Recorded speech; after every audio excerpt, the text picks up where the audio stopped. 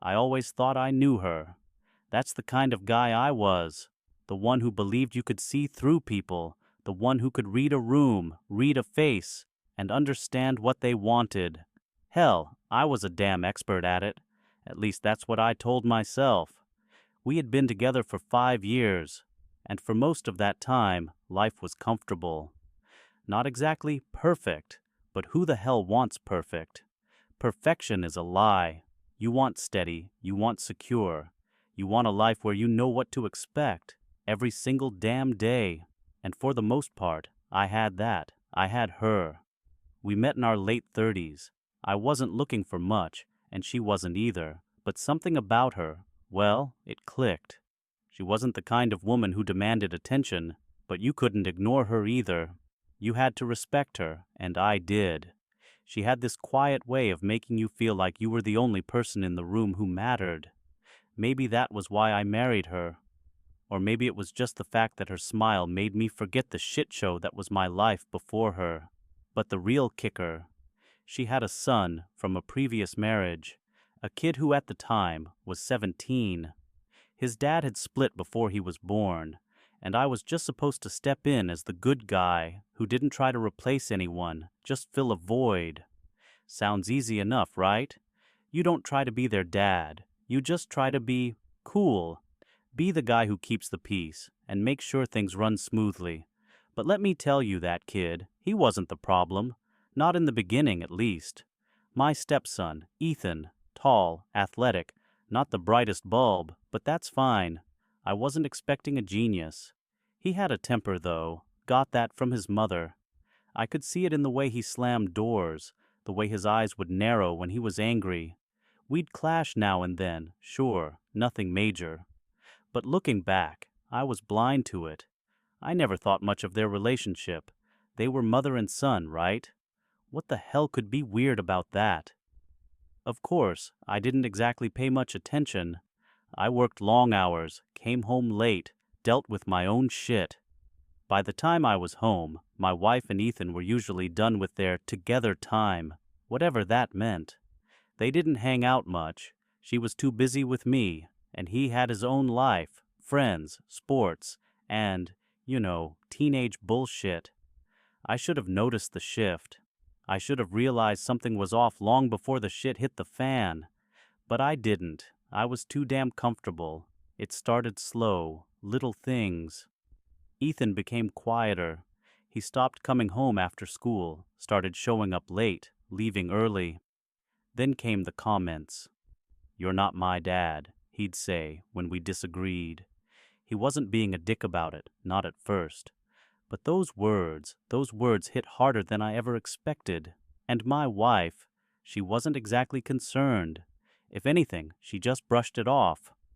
"Boys will be boys," she'd say, or, "He's just going through a phase." Phases. She loved that word. It made everything seem temporary. But the distance, the weirdness, it wasn't temporary. I didn't know what it was, but something was changing in my house, and I didn't even see it coming. The first time I caught them in a way that made me really understand what was going on. I was coming back from a late meeting. It was around midnight. I had expected the house to be empty, quiet, the way it always was after a long day. But when I walked in, the lights were dimmed, and I heard muffled voices from the living room. At first, I thought it was a movie or a show, but the closer I got, the more I realized something was off. They weren't just talking, they were whispering, their voices low, urgent, like they were trying to hide something. I froze. I knew I shouldn't have eavesdropped. I knew it, but I couldn't stop myself. I stood there, pressed against the wall, listening. And then it happened. "You need to stop," my wife whispered, her voice shaking. This isn't right." There was a long pause, a silence that seemed to stretch on forever. "Why?" Ethan replied. "You know you want it too." I felt like I had been punched in the gut. My head was spinning, my heart racing. I thought I had heard wrong, but no, I hadn't. I knew exactly what I had heard. I couldn't move, couldn't breathe. I stood there rooted to the spot, while my entire life came crashing down around me. I didn't even wait for them to finish. I turned, walked out the door, and didn't look back. I didn't sleep that night. How could I? Every time I closed my eyes, I saw them, my wife, my stepson, together. The whispers, the words they had said, looping in my head like a broken record. You know you want it too. I kept hearing Ethan's voice like a fucking ghost. I didn't know what to do. How could I? There was no handbook for this shit. No guide on how to process the idea that the two people closest to you, the ones you loved, had been lying to you, betraying you in a way that felt like it belonged in some fucked up soap opera. By morning, I had decided I couldn't face them. Not yet. I needed time. I went to work early, pretending like I was normal, pretending like nothing had changed, when everything had changed. I spent the day in a fog, my mind spinning, drifting between anger, disgust, confusion. I wasn't just mad at them. I was furious at myself for not seeing it, for trusting them, for being so goddamn blind. That night, I came home late again, hoping they'd be asleep, hoping I could at least find some peace in the silence.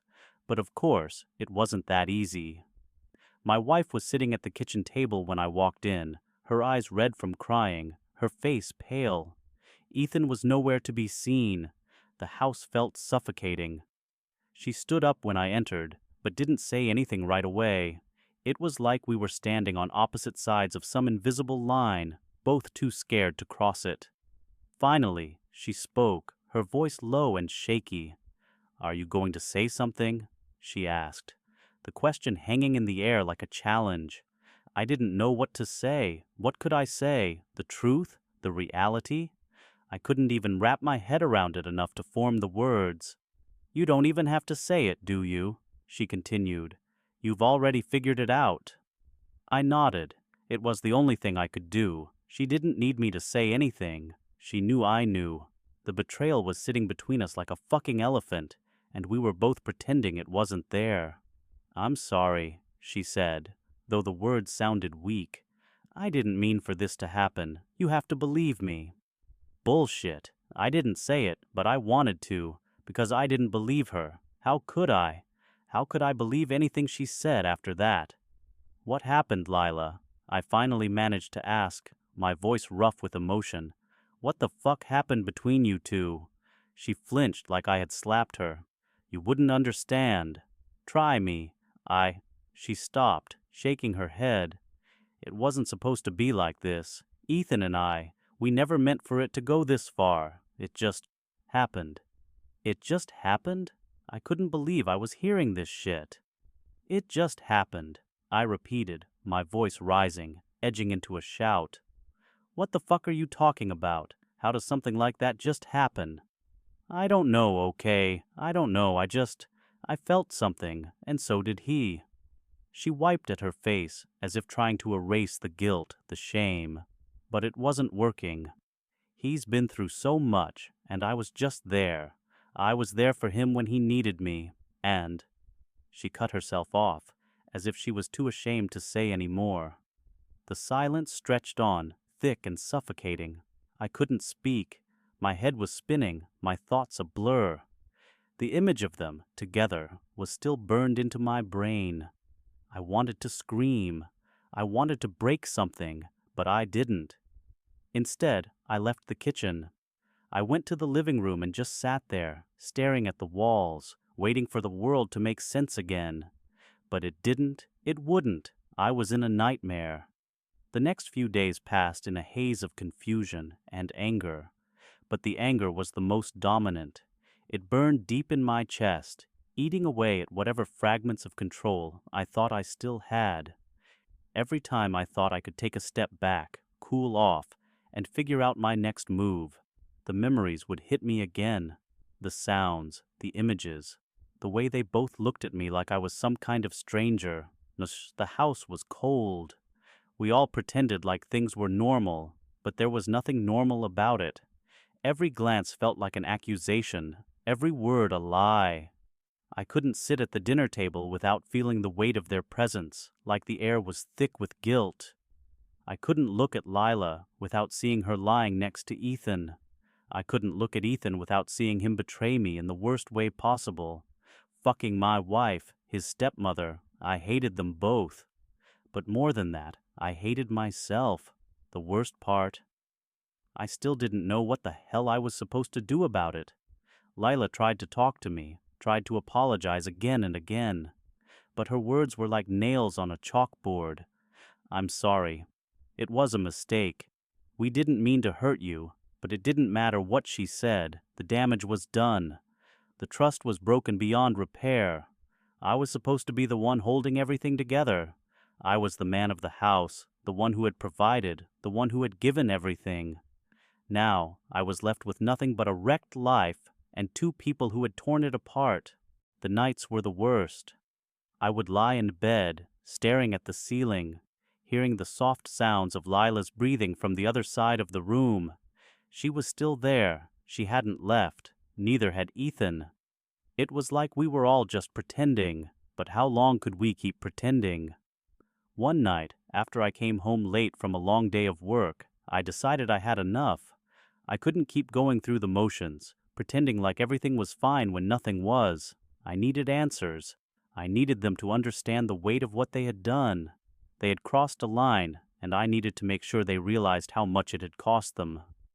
I found Ethan in the living room, just like I had a few days before, sitting there like nothing had happened.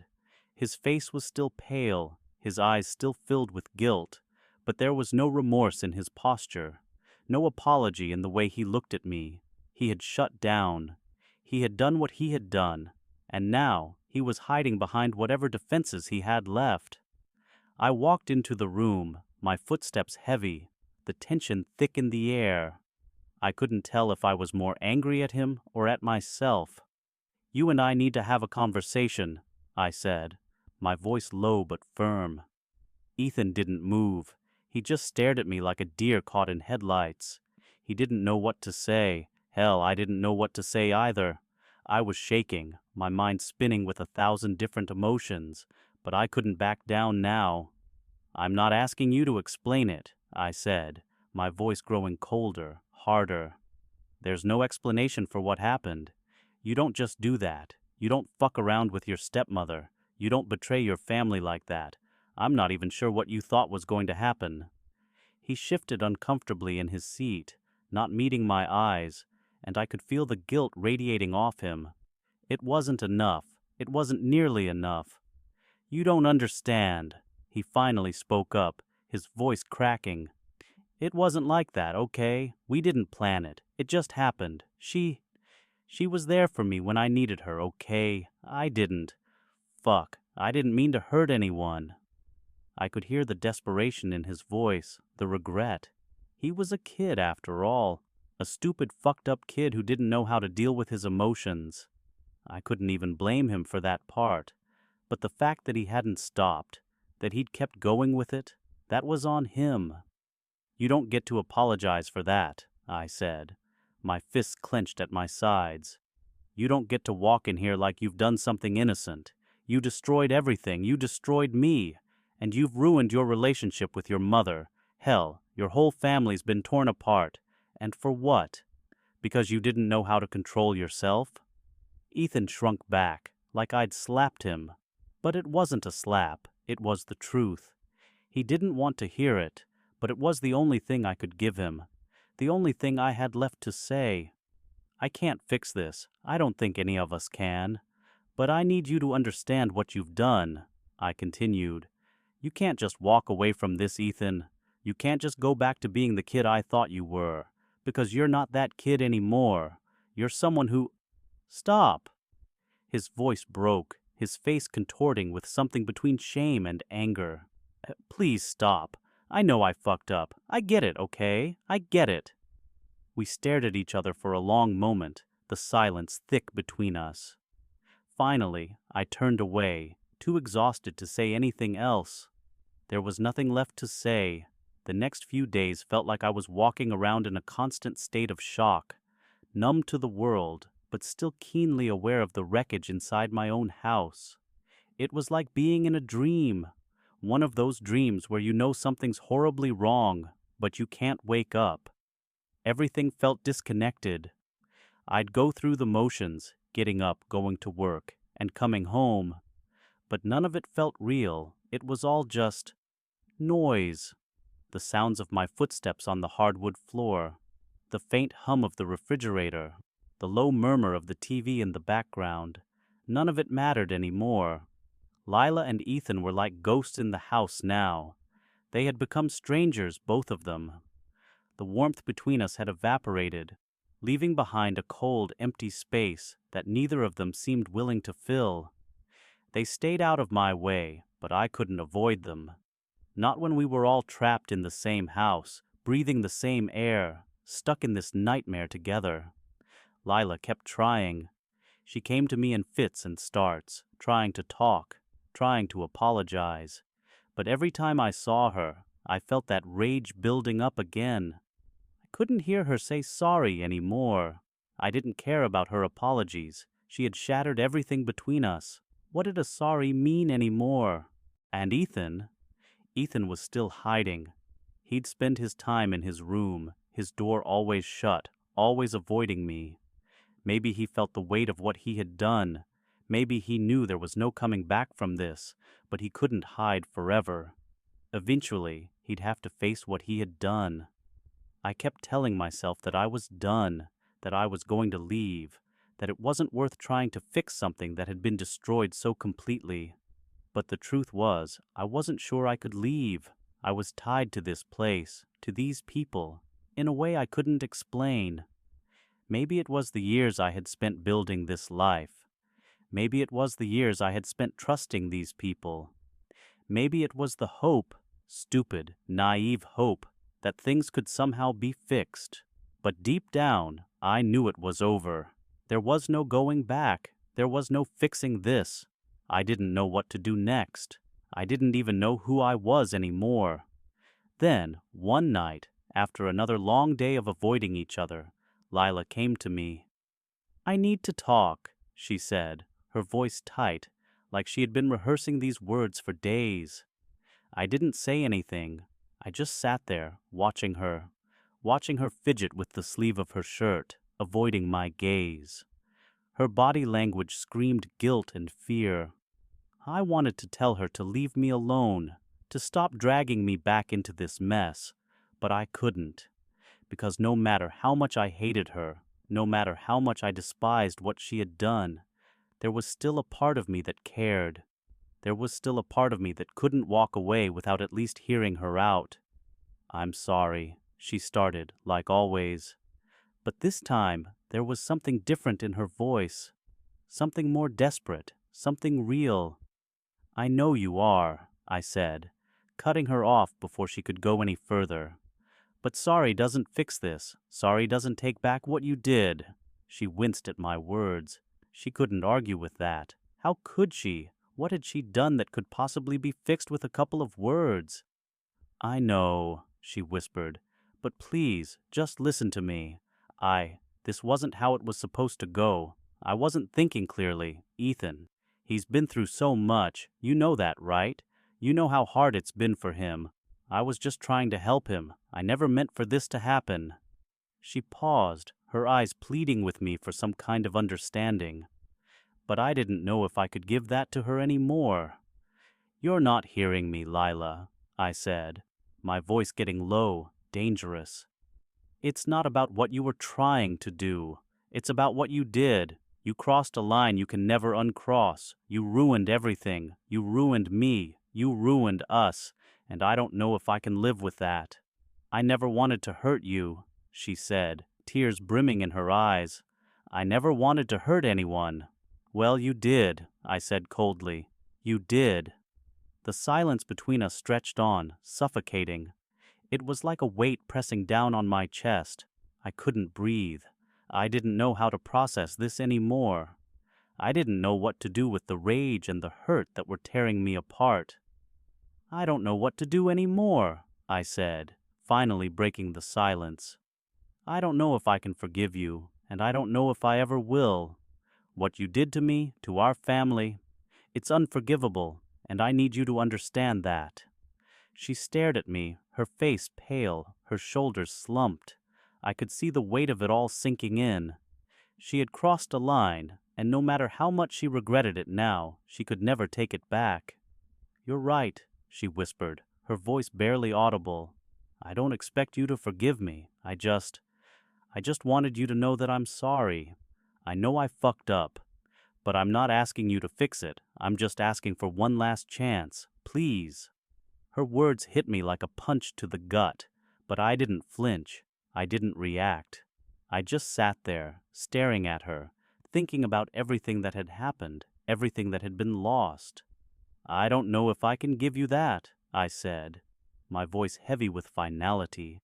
And with that, she left, her footsteps echoing down the hallway. I didn't chase her. I didn't stop her, because I knew there was nothing left to say. The days that followed were a blur. I moved through the motions, but nothing felt real. Everything in the house felt hollow, empty. I wasn't the same person anymore. I couldn't be. The man who had walked into this house just a few weeks ago was gone, replaced by someone else, someone broken, someone who didn't know if he could trust anyone anymore. Lila was still around, still trying to talk to me, still trying to convince me that she could somehow fix this, but I was done listening. Words were just words. They didn't change anything. They didn't undo what had been done. And with every apology, with every tear, it was like she was rubbing salt in a wound that would never heal. I couldn't do it anymore. Ethan? He'd stopped trying to even pretend. He'd retreated further into himself, avoiding me, avoiding her, like the weight of what he had done was too much for him to bear. Part of me wanted to hate him. I wanted to scream at him, to make him feel the pain I was feeling. But another part of me, maybe the part that still thought he was just a kid, wanted to reach out, to somehow guide him through the mess he had made. But I couldn't, not anymore. So I did the only thing I could think of. I packed my things. I didn't know where I was going, but I knew I couldn't stay here, not with her, not with him. I couldn't keep pretending that everything was fine when it was all falling apart. It was a cold morning when I made the decision. The kind of morning where the air feels like it could cut through you. The kind of morning where everything feels heavier than usual, and the weight of your own thoughts is suffocating. I could hear Lila moving around upstairs. I didn't know what she was doing, but I didn't care. I just knew I couldn't face her, couldn't face either of them anymore. The thought of sharing the same roof with them, the thought of seeing their faces every day was more than I could bear. I grabbed the bag I had packed, filled with whatever few things I could grab in the chaos of my mind. Clothes, a couple of books, my wallet. There was nothing else to take, no souvenirs, no memories. It was all tainted now. I walked out the front door, the house fading behind me like a bad dream. I drove for hours. I didn't have a destination. I didn't care. The road felt endless, and yet I didn't feel any relief. There was no peace, no quiet moment where everything felt okay again. There was only the sound of tires on asphalt and the pounding of my heart in my chest. The drive gave me time to think, to replay everything that had happened in my mind over and over again. I kept asking myself the same question. What went wrong? How did I miss it? How did I fail so completely? Eventually, I ended up at a small motel on the outskirts of town. It wasn't much, just a bed, a small desk, a TV that didn't work. But it didn't matter. It was empty. It was quiet. And it was far from the house that had once been my home. I checked in under a fake name, paid for the room, and sat down on the edge of the bed. My hands were shaking. I had no idea what I was supposed to do next. The idea of going back didn't seem possible. How could I go back to that, to them? How could I live in the same house, breathe the same air as people who had destroyed everything I had worked so hard to build? But then, a thought crept in, a thought I couldn't shake. Was I running from them, or was I running from myself? Was I trying to escape the anger, the hurt, or was I trying to escape the part of me that still wanted things to go back to the way they were? I didn't know. I didn't have an answer. Later that night, my phone buzzed. I didn't recognize the number. I almost didn't answer, but something in me, something desperate, made me pick it up. "Hello?" I said, my voice rough. "It's me." Lila's voice came through, shakier than I had ever heard it. "Please just listen to me." I felt a wave of anger rise in me at the sound of her voice. Part of me wanted to hang up, tell her to leave me the hell alone. But I didn't. I couldn't. "I'm listening," I said, trying to keep my voice steady. I don't know what to say. I don't know how to fix this," she said, her voice breaking.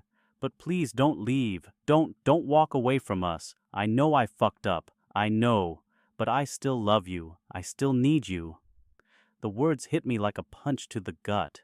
The woman who had torn my life apart, who had lied and betrayed me in the most unforgivable way possible, was telling me she still loved me, that she still needed me. I wanted to scream at her. I wanted to tell her how much I hated her, how much she had ruined everything, but I couldn't. There was nothing left to say. "I don't know if I can forgive you," I said, my voice barely a whisper. "I don't know if I can ever look at you the same way again." There was silence on the other end of the line. I could hear her breathing, could feel the weight of her words hanging in the air.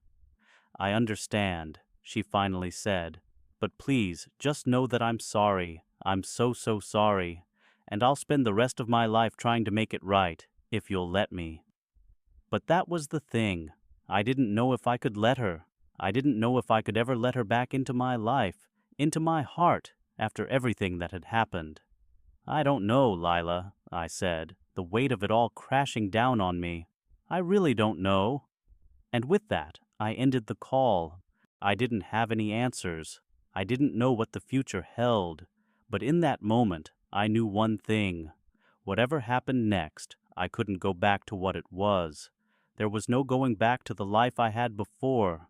Everything had changed, and I was left to figure out how to move forward in a world that had been turned upside down. It wasn't one of those lightning bolt moments, more like a gradual accumulation of tiny things that didn't sit right. When you've been with someone long enough, you notice when they start shifting, even if the signs are almost invisible. It was in her tone, the way she'd turn away just as I'd catch her smiling down at her phone, the excuse of just talking to friends, which used to be enough to make me feel secure. But things were changing, and my instincts were lighting up like fireworks. I'd been with Marie for almost 3 years. We'd met at a mutual friend's party, the kind of meeting that just feels meant to be. She had this natural laugh that would ring out at the slightest thing, and her energy was infectious. I was pulled to her like a magnet. From that night on, we were nearly inseparable. It wasn't the fairy tale, hearts and flowers romance. It was real and gritty and sometimes exhausting. We fought, we disagreed, but we always came back to each other. Recently, though, something was slipping. It was in the small things. The way she'd smile when she thought I wasn't looking. A smile that wasn't for me, not for anything I'd done. And those phone calls, her turning away to answer, in hushed tones, with laughter I wasn't included in. At first, I let it go. People have friends. People laugh. I wasn't going to be one of those overbearing, suspicious partners. But the gut feeling wouldn't quit, and there's something primal about knowing when your trust is being stretched. One night, I brought it up. I tried to keep my voice casual, asking her why she was on her phone so much. I didn't want to come off as possessive. She looked up, almost too fast, and her reaction was pure defensiveness. "It's nothing, really," she said, too quickly. "Just a friend from work. You know him, actually. Sam." She smiled, a little too reassuringly, but my gut twisted. I'd heard her mention Sam, but she'd always shrugged him off before, as just another face in the office. Why the sudden bond? Her tone was calm, casual, like I was being paranoid. But when she said his name, it didn't sit right. I looked into her eyes, trying to read anything there, but she met my gaze with practiced innocence. We'd been together long enough for her to know how to play off my questions. After that night, I couldn't shake the feeling. I became hyper-aware, noticing every glance, every extra second she spent on her phone. I was watching for patterns, something to confirm what I feared. Days turned into weeks, and the feeling only grew. I'd try to brush it off, convince myself that I was imagining things, that I was being paranoid. But the signs were there, plain as day, if I dared to admit it. There were even times I caught her lying outright, making up vague excuses when I'd ask where she was or what she was doing. Then came the night it all unraveled. She'd told me she had a late meeting at the office. She'd even gotten dressed up wearing her favorite blouse, the one she knew I loved. The meeting excuse didn't sit right. It was Saturday. I knew the company she worked for, and they didn't do weekend meetings, not at the office at least. She claimed it was a last-minute client emergency, something she'd have to handle personally. She looked at me a little too eagerly when she said it, like she was gauging if I bought it. I just nodded, deciding to let her go, but the doubts were there, gnawing at me like termites eating through wood. She left the house around 7 p.m., blowing me a kiss, which I pretended to return. As soon as she was out the door, I grabbed my keys. I didn't know what I planned to do, maybe just follow her to ease my mind, but my instincts knew more than I did. I drove carefully, keeping a distance behind her car, staying just far enough that she wouldn't notice. She didn't go toward her office, not even close. Instead, she took a few turns that led to an old neighborhood, tucked away in a quieter part of the city. The sun was setting, and the streetlights had just begun to flicker to life as she pulled into a small driveway. The house was unfamiliar. Nothing about it looked like a place a client would be. I stopped a few houses down, killing my engine and letting myself sink into the seat. For a moment, I tried to convince myself that this was nothing. Maybe she was helping out a friend. Maybe it was just something innocent. But then, as I watched, the front door opened. A man stepped out onto the porch, someone I didn't recognize at first. He was tall, dressed casually, and looked like he'd been waiting for her. I squinted, straining to see him in the fading light, and then it hit me. It was her ex, Luke, the one she'd been with years before we met, the one she'd told me was a thing of the past. She'd even joked about him a few times, calling him ancient history. Ancient history? My ass! There he was, waiting for her in a driveway under the dim streetlights, hands shoved into his pockets like he'd done this 1,000 times, and she walked up to him with that smile, the smile she used to give me. I felt my chest tighten, my pulse thundering in my ears. She went to him, and he wrapped his arms around her like they'd never stopped. The sight made my stomach turn, a sick feeling washing over me, as I watched them pull each other close, holding on a little too long, a little too comfortably. My grip on the steering wheel was so tight, my knuckles were white. I didn't stay to watch the rest. I couldn't. I pulled away, drove around the corner, and parked on the side of the road.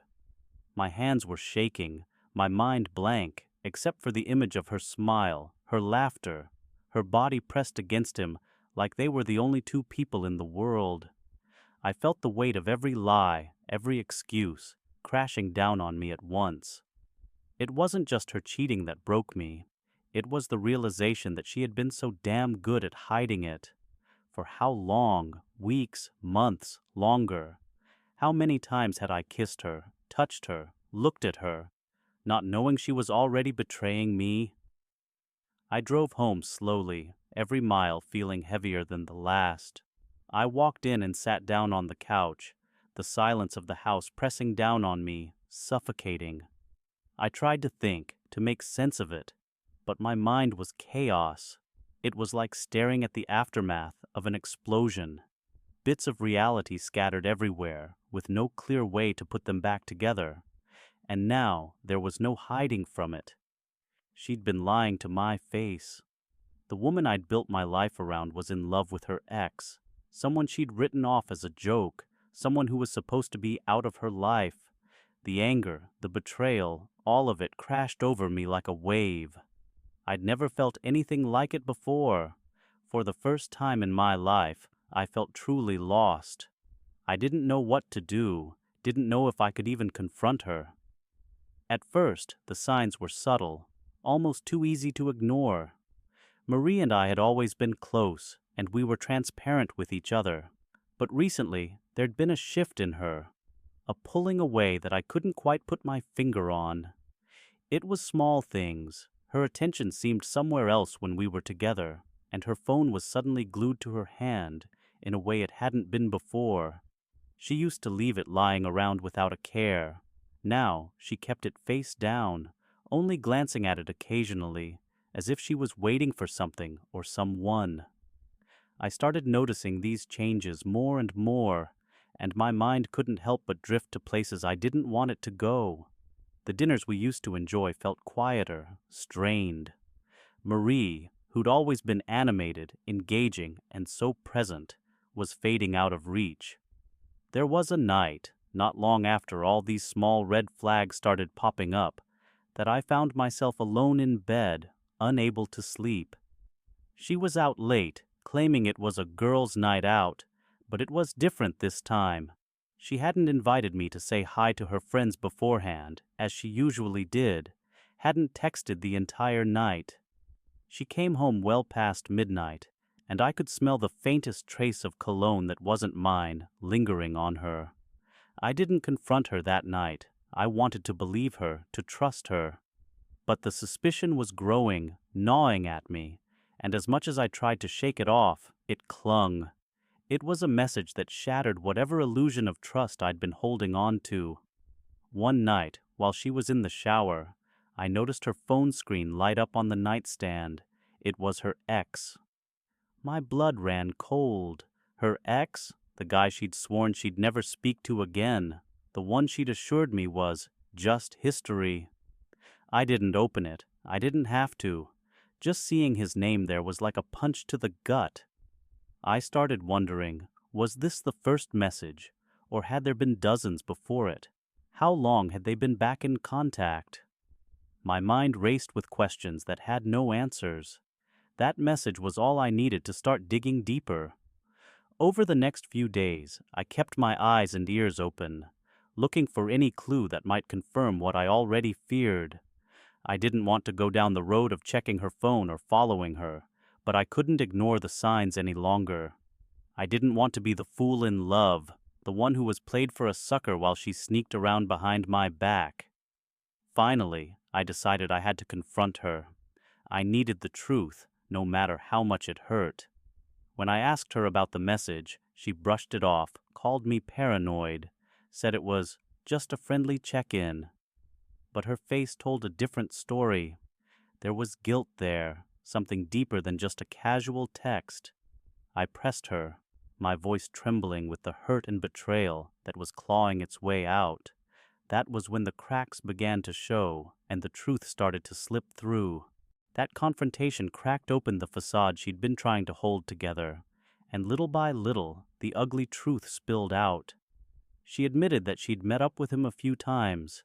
At first, she tried to paint it as something innocent. A couple of coffee catch-ups, nothing serious. But I could see the shame and defensiveness warring in her eyes, her body language stiff as she sat on the edge of our bed. It wasn't just coffee, and we both knew it. The more I pressed, the more she reluctantly revealed. She stumbled over her words, trying to explain herself, but every excuse she threw out just felt like another slap in the face. She said she was just curious about him, that she didn't mean for things to go this far. I could feel my blood boiling, a tightness in my chest that felt like it might crack me open from the inside out. She hadn't just lied to me, she'd lied to herself, and in her twisted logic, she somehow thought that made it okay. "You wanted to see him, so you just went ahead and did it?" I asked, my voice rough with anger. "Did you even think about me, about us?" She had no answers, just more apologies that meant nothing by now. The reality of it all settled on me like a weight I couldn't escape. Our entire relationship, everything we'd built together, felt tainted, stained by her betrayal. It wasn't just that she'd been seeing him. It was the way she'd lied again and again, looking me in the eyes and feeding me hollow reassurances. She'd kept me in the dark, letting me build my life around her, while she entertained fantasies about someone she'd supposedly left in her past. I knew, standing there with her in the room, that I couldn't trust a single thing she'd said. The betrayal was too deep, too raw, and as much as I wanted to lash out, to hurt her the way she'd hurt me, all I felt was a hollow, aching numbness. She tried to apologize, to say it was over, that she'd cut him off for good. But I couldn't even look at her anymore. I needed space, time to think, time to process what this meant for us. Without another word, I left the room, leaving her sitting there with whatever shards were left of the truth between us. I spent the next few days feeling like a ghost, drifting through my own life as if it wasn't mine anymore. I took time off work, unable to concentrate, unable to do anything but replay our last conversation over and over in my mind. Every time I closed my eyes, I saw her face, the guilt etched in her expression, the way she'd looked at me as though she hadn't fully comprehended the weight of what she'd done. In the quiet of those days alone, I made up my mind. I needed to talk to her one last time to get real closure, not the half-truths and empty apologies she'd offered before. This wasn't about salvaging what was left. It was about ending things with a clarity that would let me walk away without looking back. I asked her to meet me at a small cafe, a neutral space, where we wouldn't be surrounded by memories of the life we'd once shared. When she arrived, she looked worn, her face drawn, her eyes red-rimmed. She sat across from me, her gaze fixed on her coffee, and for a long moment, neither of us spoke. When I finally broke the silence, I asked her one last time, why? I wanted her to own up to it, to tell me the truth without excuses.